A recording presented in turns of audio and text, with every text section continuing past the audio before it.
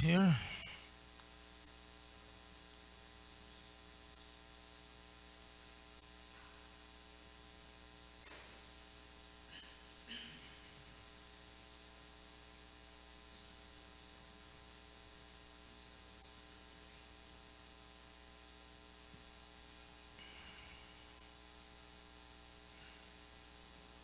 So far, so good.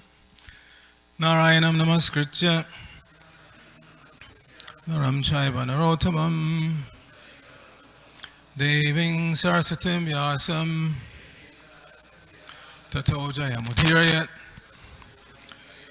Before reciting the Srimad Bhagavatam, which is a rare means of conquest, let us offer respectful obeisance unto the personality of God and Lord Narayan, unto Narayan Rishi, the supermost human being, unto Mother Saraswati, the goddess of learning, unto Srila Vyasadeva, the author, and unto Srila Prabhupada, who is the translator, commentator, and our spiritual master. Nashta prayeshu bhadreshu nityam bhagavata sevaya bhagavatuttama shloke bhaktir bhavati naistiki. By regularly attending the Srimad Bhagavatam class and by rendering service unto the pure devotee, all that is troublesome to the heart is almost completely destroyed, and loving devotional service unto the personality of God, whose worship with transcendental songs becomes established as an irrevocable fact.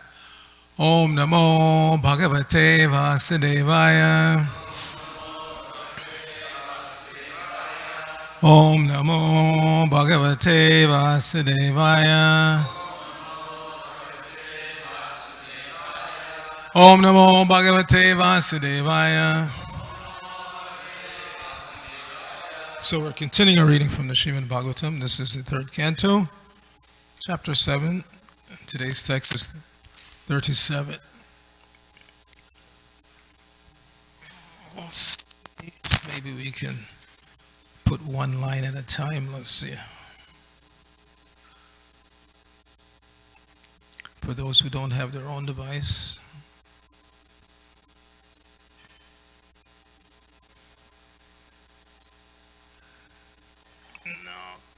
No, it's not working. Tattva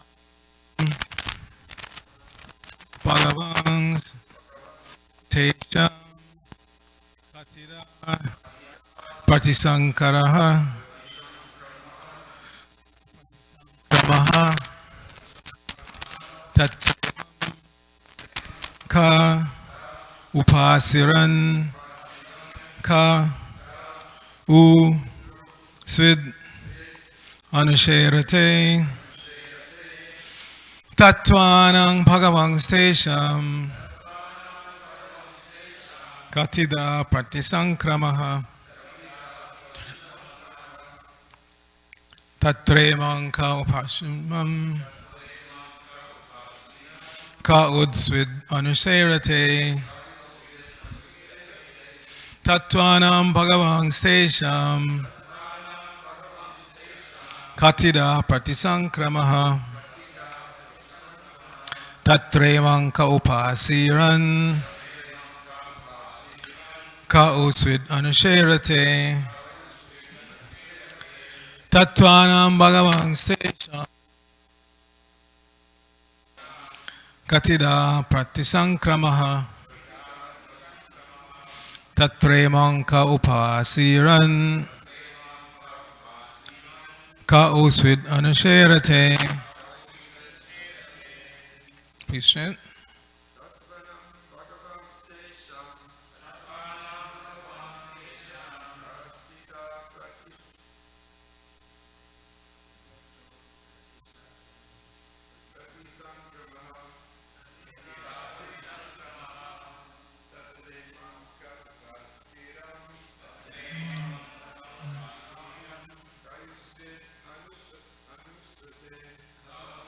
Anusherate Tattvanang Bhagavang Stesham Katira Partisankramaha Tatremang Ka Upasiran Ka Usvid Anusherate. Right. Tattvanang Bhagavang Stesham Katidha Pratisankramaha Tatremang Kaupasiran Ka Usvid Anasherate Tattvanang Bhagavang Stesham Katida Pratisankramaha Tatrevang Kaupasiran Ka Usvid Anasherate Vaishnavis Tattvanang Bhagavang Stesham Katida Pratisankramaha Tatremang Kaupasiran Ka Usvid Anasherate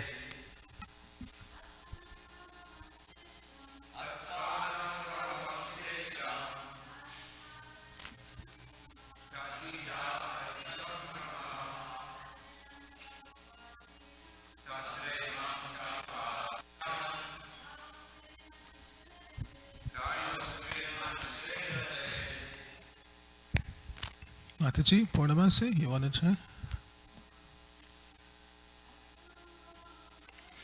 Tattvanang Bhagavan Stesha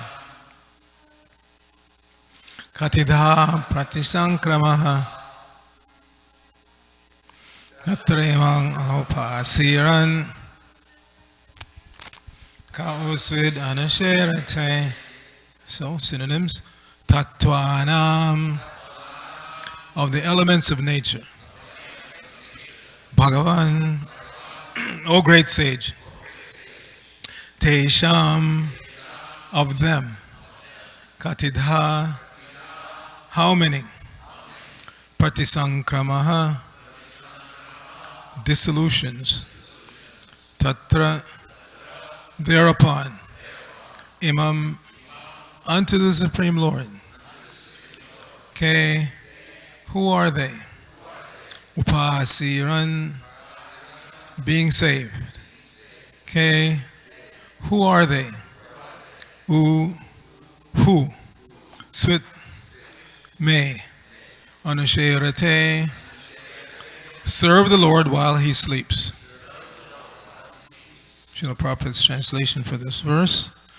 Please describe how many dissolutions there are for the elements of material nature, and who survives after the dissolutions to serve the Lord while he is asleep. Please repeat. Please describe how many dissolutions there are for the elements of material nature,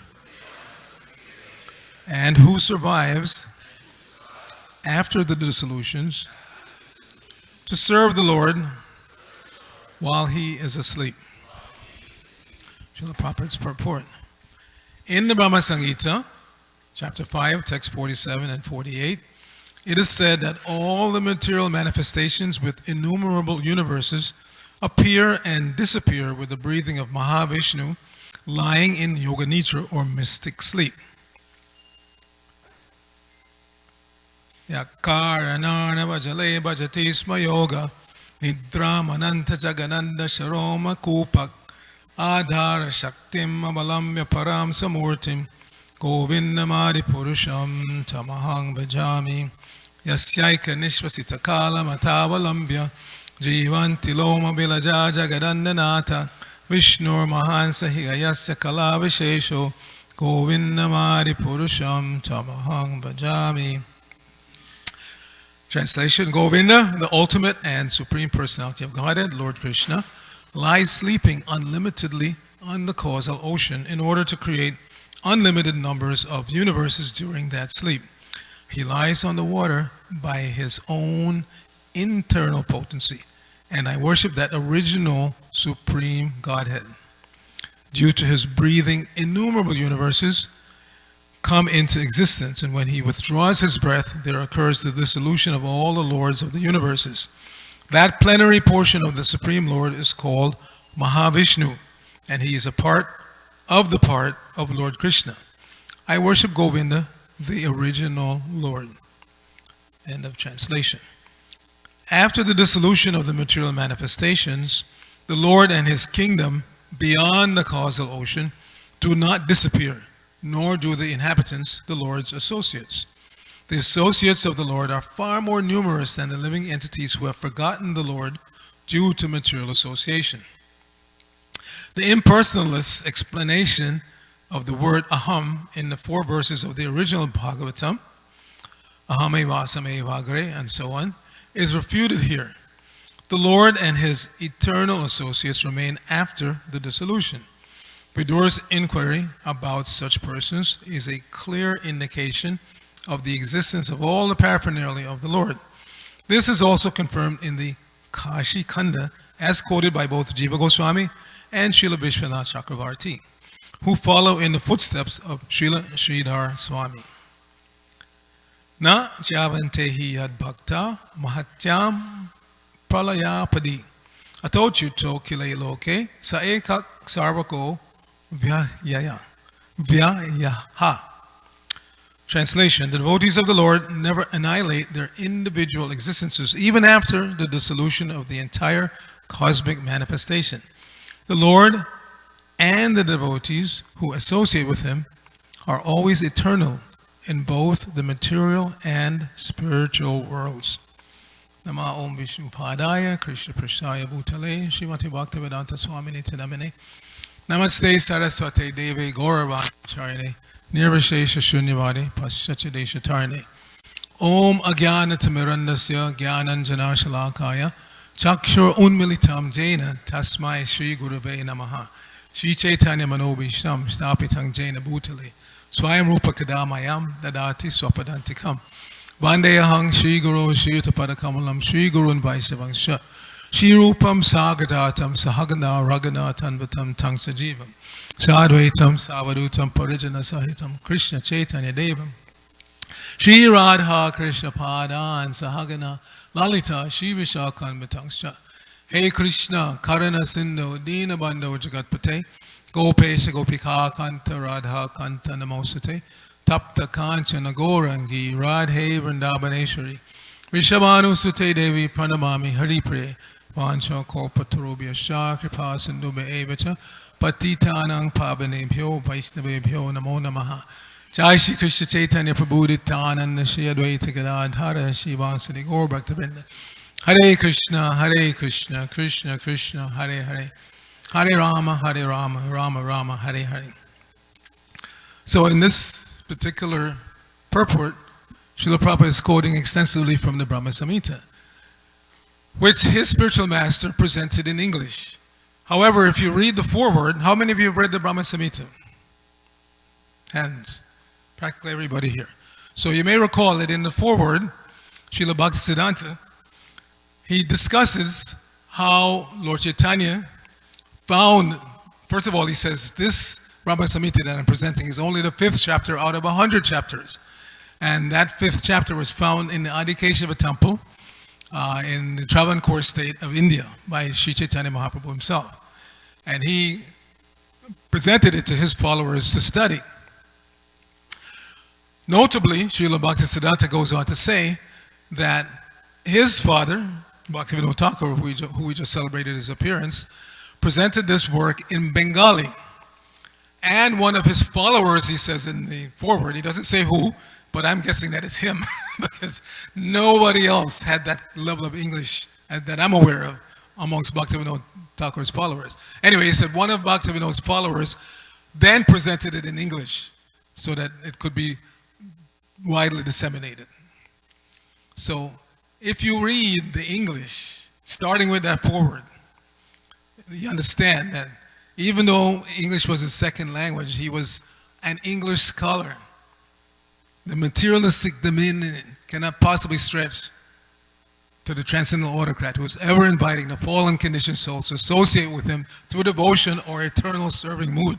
Just that first sentence, it's like, this is not an ordinary person. Again, English is his second language, and he's speaking in such high English that even native English speakers couldn't follow.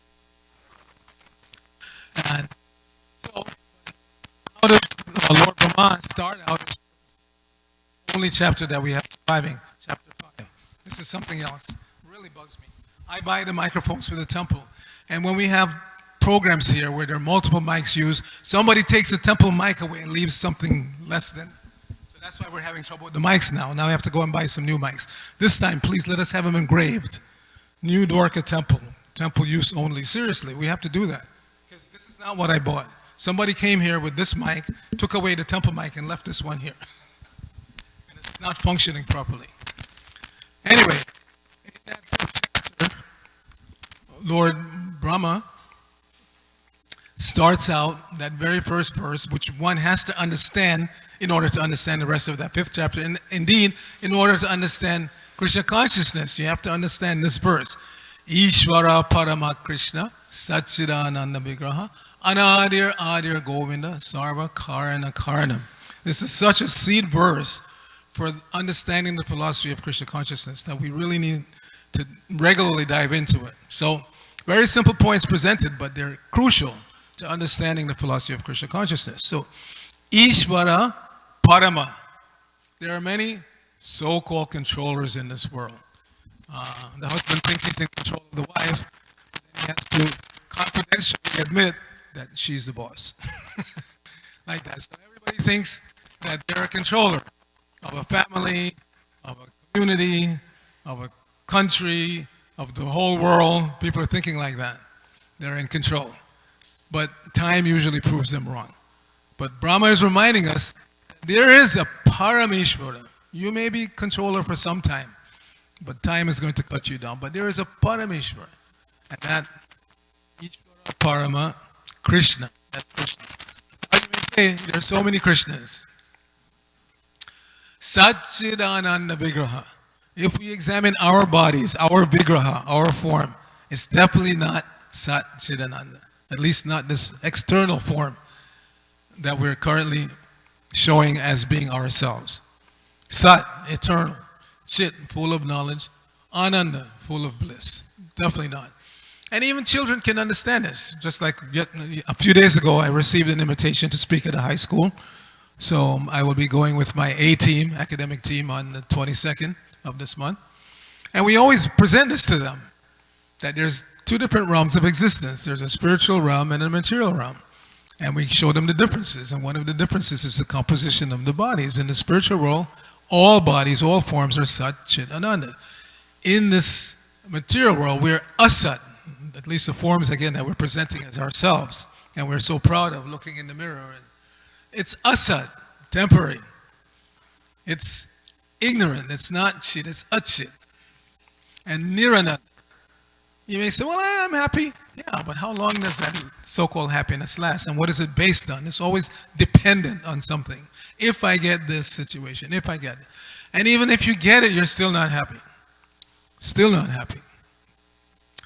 Why? Because we're not free in this material atmosphere. We're not free.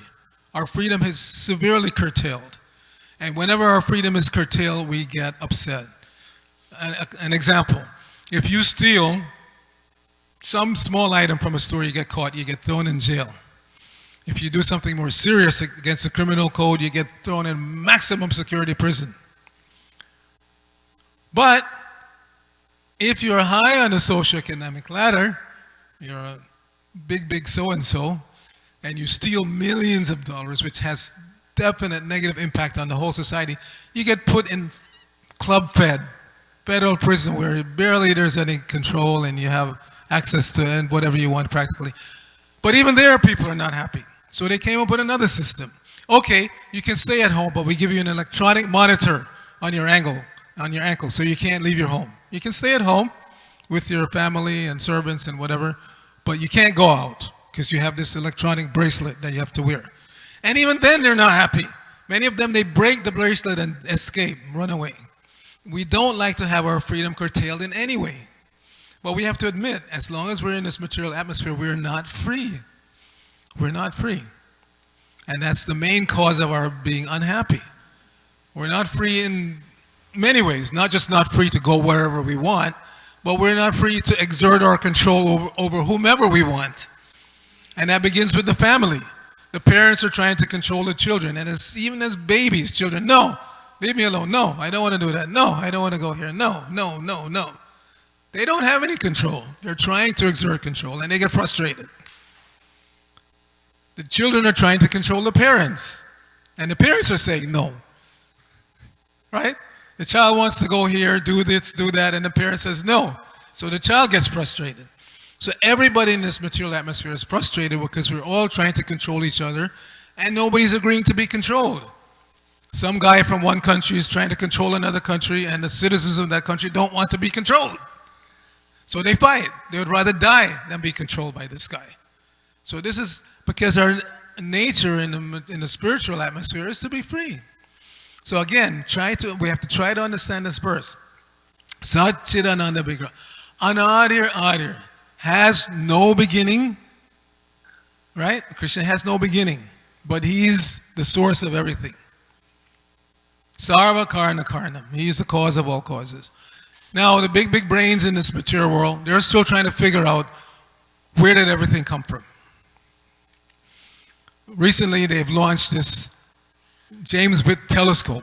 They're very proud of it. They call it JWT for short. And it's imaging in the infrared spectrum.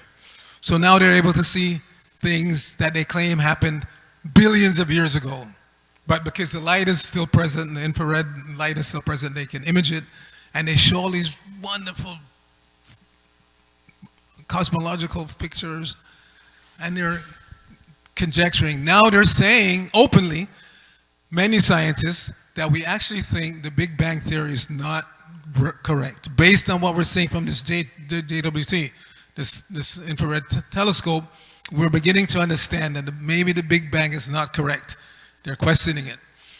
A lot of technical reasons why, but bottom line is they always had this image of an infinitely expanding universe. But based on the correlation between galaxies that they see now through this telescope, they're saying that no, the galaxies are not traveling away. It's the space that's expanding. And they come up with all these things. One of the biggest brains in that scientific community was James Hawkins. Stephen Hawkins. He's now no longer with us. The guy was for many years wasn't born that way, but he was paraplegic, confined to a wheelchair, could barely move. But he was supposedly such a big mind. Everybody was, whoa, what a wonderful thinker. And what was his conclusion? Literally, he stated, it's written. He said, I've come to the conclusion that the universe was spontaneously manifest from nothing. From nothing. Here's this big thinker. He's saying openly that he thinks the universe was spontaneously manifest from nothing. Any child could see that that's nonsense. How can you get something out of nothing? So if I had met him personally, I would say, look, I'm going to sit down and eat Mahaprasadam, but I'm going to give you nothing. And from that nothing, you manifest something to eat. Don't even manifest the universe. We won't even go that far. Just manifest something to eat from your nothing. Can you do that? No, he would die of starvation. So they come up with these foolish theories. And people buy it. Yeah, wonderful thinker. So we're so fortunate to have come across Srila Prabhupada and the Srimad Bhagavatam, Bhagavad Gita, which are telling us, no, everything doesn't come from nothing. Everything comes from Krishna. Anadir Adir Govinda. Go means cow and go means senses. Krishna gives pleasure to the cows and the senses. And he's been doing it since time immemorial. He is the source of everything. What makes more sense? I asked the students when I talked to them, that everything came from a supreme being who is eternally existing, or that it came from nothing. What makes more sense to you? Just as an individual, think about it for a second. What makes more sense? And generally they have to admit, yeah, it seems more probable that everything came from an eternally existing source than from nothing. From nothing you get nothing. It's so plain to see. From nothing you get nothing. But they are so bewildered by the material energy that they can't see that. And this is the benediction of modern science. And therefore, Bhaktivinoda Thakur said that the modern education, university education especially, is simply a slaughterhouse. Simply a slaughterhouse, but because they're training persons to stay in the material world. No clue about the origins, real origin of life, real origin of everything. No clue, therefore, about how to get out. If you don't see the problem, you can't come up with a solution. In other words, you have to identify the problem. Just like recently we were having some electrical problems at the BBT. So I had an Adi come in because he's an expert on electricity, and I was able to tell him what the problem was.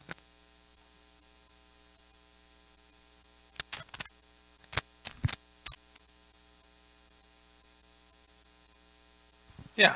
Based on the problem, the description of the problem, he came up with two ways of solving it.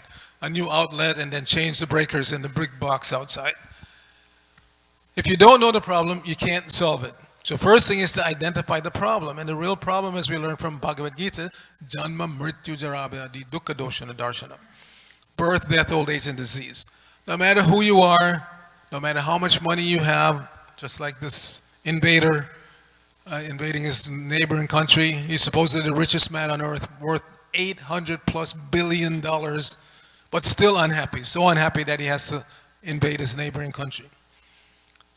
Can be happy through material means. The real problem that you have to solve is not that your neighbors are better off than you, or somebody's disrespecting you or whatever. The real problem is birth, old age, disease, and death. How are you going to solve that?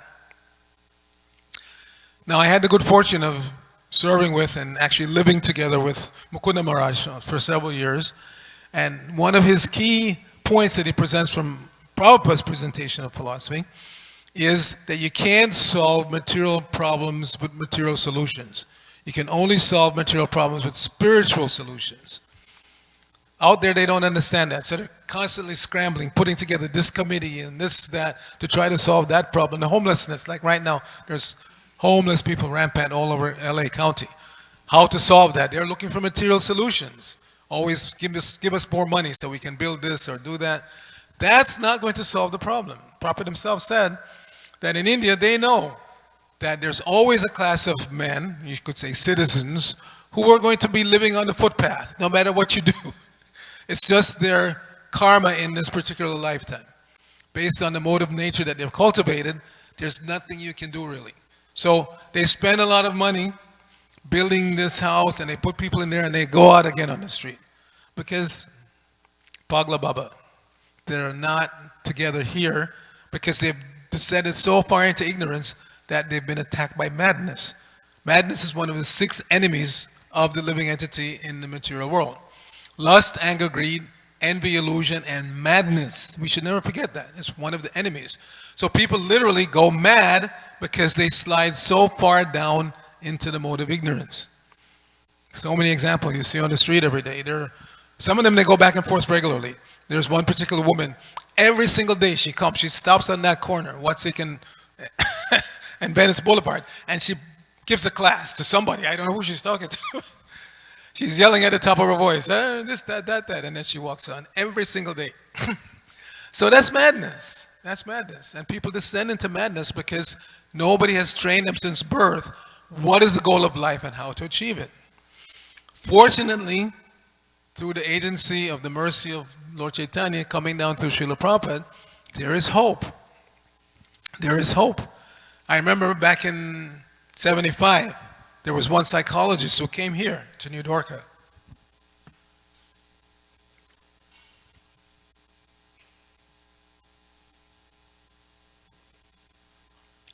And he asked devotees to arrange a meeting for him with Prabhupada, so they did.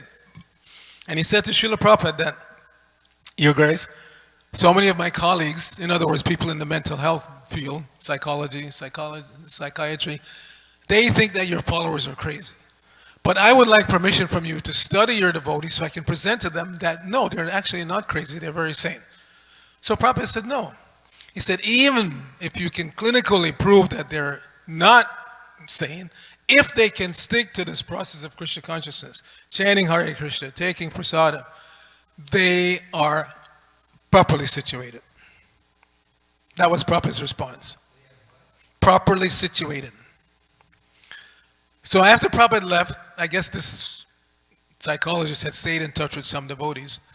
And he came around again, and this is their intelligence.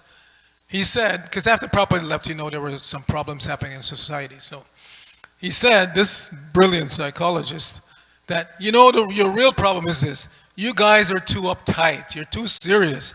Once in a while, you should have a beer. Go out and have fun. That, that was his recommendation. You see? So this is what happens when we associate with materialistic people. They have no clue. They have no clue. And therefore, they don't have any solid standing.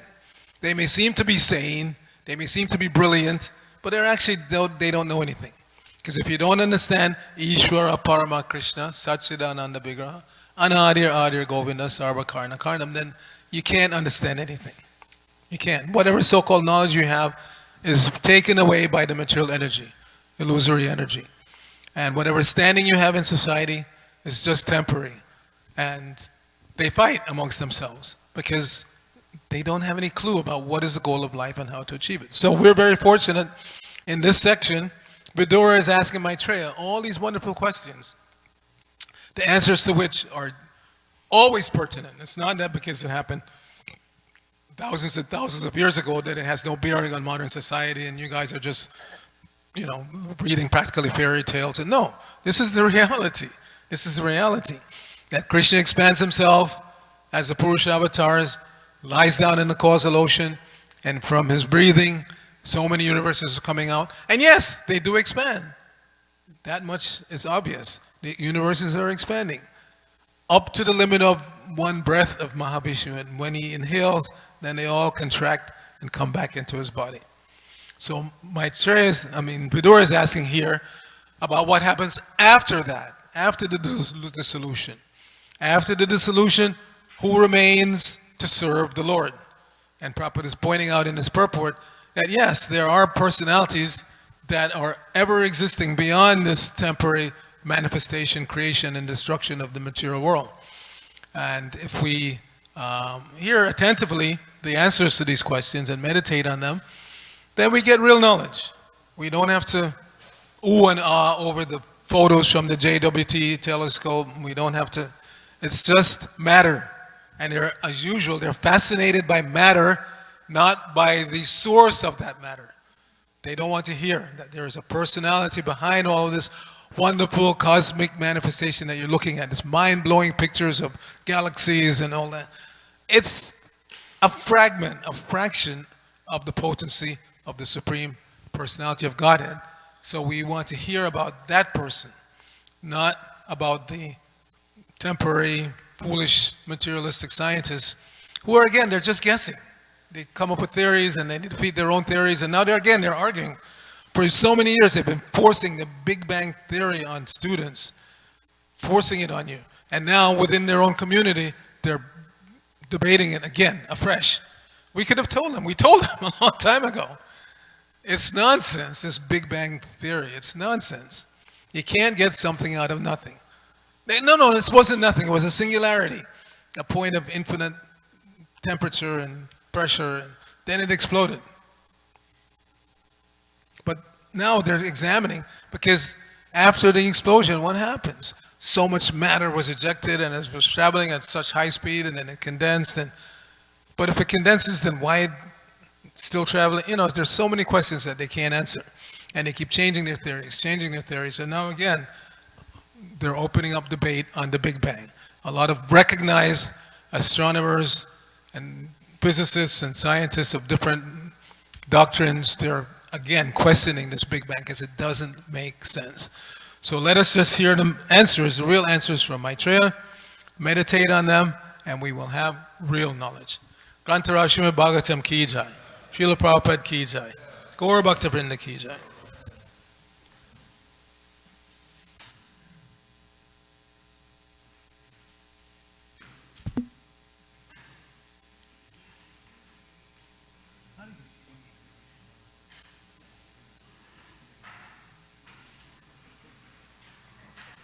Thank you. You always say.